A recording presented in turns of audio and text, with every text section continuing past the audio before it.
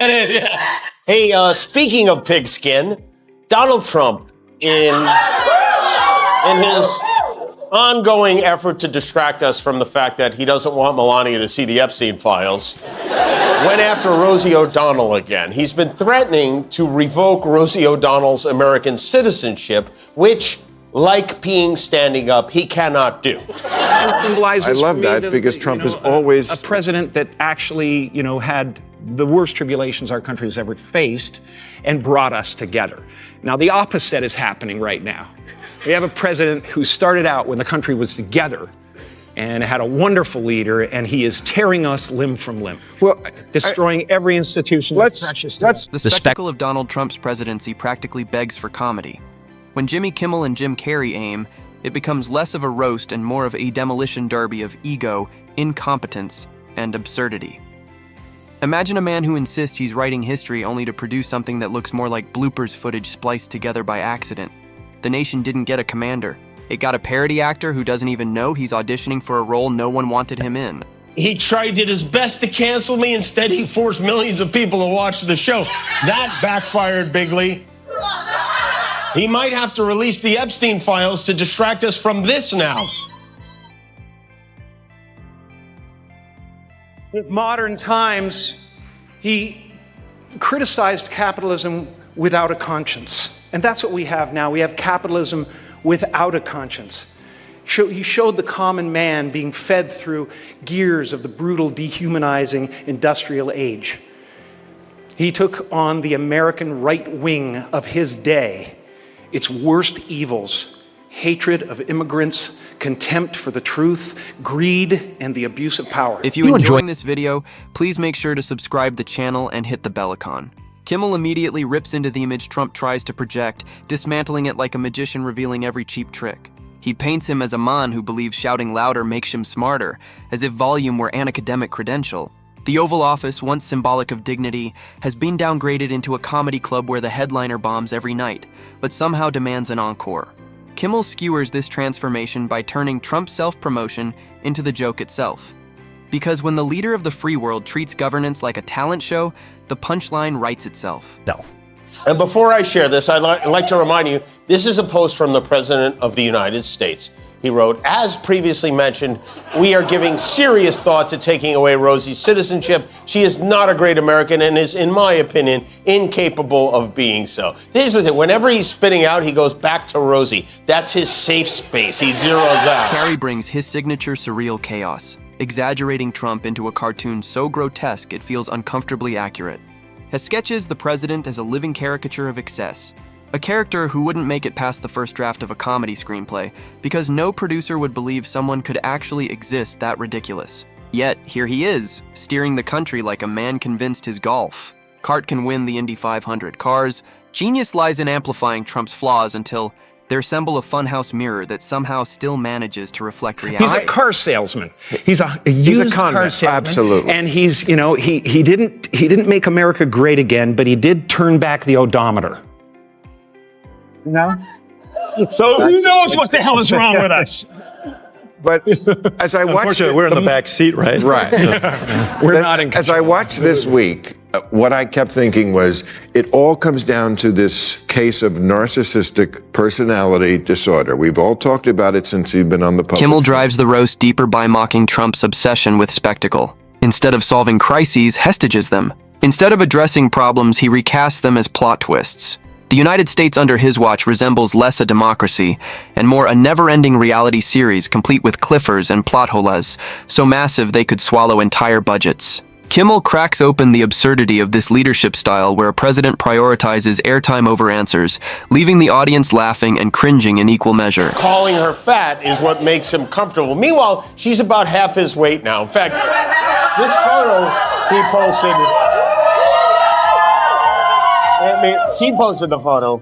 This photo he posted looks really more like him than her. It's Rosie O'Donnell. How can someone so old be so childish? It's Benjamin can't button his pants. Carrey twists that image into performance art, likening Trump's leadership to a circus ringmaster who can't control the animals, but still demands applause for the chaos. The elephants are stampeding. The lions are eating the clowns.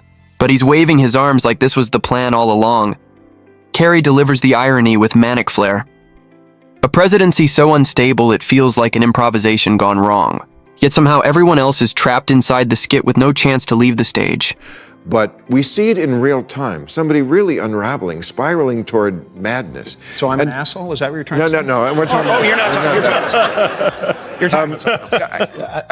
There was a tape of him talking to Bob Woodward, right? We heard that this week. At the end of it, he gets a little frustrated and he says, well, accurate is that nobody's ever done a better job than I'm doing as president. He says, how can you... Job of what? Job of what? Demolition Man? Right. Kimmel hammers at Trump's relationship with truth, mocking the way reality bends in his presence. Facts aren't guardrails, they're inconveniences. Kimmel envisions him as a kid who scribbles over his report card and insists he got straight A's, then scolds anyone who dares point out the smudges. Governance under Trump becomes a parody of accountability where mistakes vanish not because they're fixed, but because he declares them achievements. The laugh comes not just from the audacity, but from how many people nod along as if these smudges weren't glaring. Carrey, never one to shy away from exaggeration, pushes this idea further, imagining Trump's presidency as a surreal museum exhibit. There's a gold-plated room of excuses, a wing of unfinished projects guarded by cardboard cutouts, and a mirror hall where every reflection says, genius, no matter how distorted. Kimmel compares it to a child stomping an ace in box, convinced he's building an empire when he's just ruining everyone else's day. The comedy lands because the image is too accurate. A leader trying so hard to look powerful that he exposes his fragility with every move. They kicked the can in the hopes that, I don't know, we'd be hit by a tidal wave or something, it would wash away, but it didn't wash away. So they tried another dumb idea. Again, this time the House Oversight Committee released some of... because it highlights how small-minded the obsession really is. Carrey spins this obsession into a scene straight out of slapstick. Trump is a performer who insists on bowing after every line, waiting for cheers that never come. Imagines the Oval Office equipped with a loft track just to fill the silence. Carrey's surrealism transforms insecurity into comedy gold, turning the hunger for validation into an endless pratfall of desperation. Their combined assault dismantles not just the man, but the myth, leaving behind only the ruins of an ego-driven performance. Now, there was some new information in the documents. Contrary to what Trump's Attorney General Pam Bondi said, there was video of that missing minute of security footage shot outside Epstein's cell. That footage somehow this footage got re-edited more times than the Zack Snyder Justice League cut. And it's a big problem for Trump because the push to release the names isn't just coming from the left. This is a bipartisan effort. It's coming from inside the House. Kimmel continues by underlining how Trump redefined politics around his own personality cult. Institutions, laws, and traditions were bent or broken to accommodate his theatrics. Kimmel mocks the absurdity of a president who behaves like a reality show contestant convinced the rules don't apply to him. The laughter is sharp because it underscores the tragedy. A system designed to protect democracy reduced to background scenery in his never-ending act. Carrey, pushing the exaggeration even further, imagines Trump as a cartoon villain who accidentally wanders into office and decides to stay because the chairs are comfortable. Instead of being remembered as a transformative figure, he's destined to be studied as a cautionary tale, a blooper reel of governance that future generations will laugh at in disbelief. Kimmel wraps it in biting humor, ensuring the ridicule sticks like glue. Paying Trump as an artist. This isn't exactly a Norman Rockwell. No one is hanging this in a museum. Their other proof he didn't do it is the signature. They say it doesn't look like his signature. It sure does to me.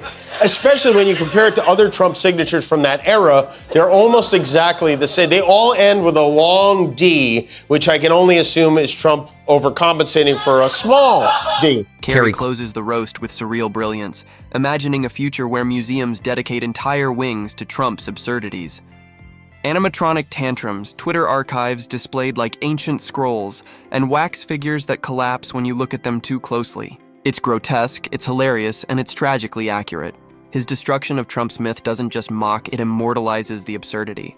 Carr's vision of these grotesque halls of history is a reminder that Trump has managed to brand chaos as culture. Each exhibit would serve as a warning label for ambition without substance, power without principle. He doesn't just mock Trump ASA president. He strips away every illusion of gravitas and shows him as Ammon so desperate for recognition that he'd rather be infamous than forgotten. Kimmel's roast turns the Oval Office into a stage where the act never ends, even when the curtain should have fallen long ago. Here's the other thing. This book is 22 years old. Who would have been faking Donald Trump's signature in a private birthday book in January of 2003? The Apprentice wasn't even on the air yet. This would require an extraordinary amount of planning. Caroline Leavitt, his press secretary, the woman who keeps insisting Trump didn't draw this or sign this in 2003, she was 5 years old. She was too young even for Jeffrey Epstein in 2003. The two of them, one wielding satire and the other wielding surrealism, dismantle every shred of Trump's carefully constructed mythology. Kimmel's gallery of absurdities forces the audience to see his presidency not as a period of governance, but as a performance piece nobody asked for. Carrey makes sure the laughter cuts deeper by exposing how ridiculous it looks when someone confuses shouting for strength and publicity for leadership. The impact of their demolition is inescapable. They didn't just poke holes in Trump's legacy, they rip it apart thread by thread until nothing recognizable is left. The man who wanted to be remembered as towering now looks microscopic, swallowed by his own insecurities and overblown theatrics. Carr's surreal take makes the absurdity immortal. What was once pitched as greatness is reframed as a blooper reel playing on repeat in the collective consciousness. Poland had the misfortune to visit in the middle of Hurricane Epstein. As you probably know, Republicans forced an early recess over the summer to avoid having to vote on whether to release the Epstein files, which many of them do not want to do because it would upset Orange Julius Caesar bigly. It becomes clear that Trump's myth doesn't survive satire because satire doesn't exaggerate, it simply holds up a mirror. Kimmel's jokes and Carrey's surreal visions reflect exactly what Trump has built. A caricature of power, a parody of governance, and a mockery of responsibility. Their roast ensures this legacy doesn't just fade quietly. It's permanently preserved as an absurdity too large to ignore. Together, Kimmel and Carrey deliver a demolition so thorough that nothing remains intact. The myth of strength, the illusion of competence, the aura of greatness, all torn down with ridicule sharp enough toasting and wit bold enough to last. His presidency is less a chapter in American history than a comedy skit accidentally extended for years. The real tragedy isn't that he tried, it's that the country had to sit through the show. And when the curtain finally drops, the only applause will be for the comedians who made the pain bearable by turning it into laughter.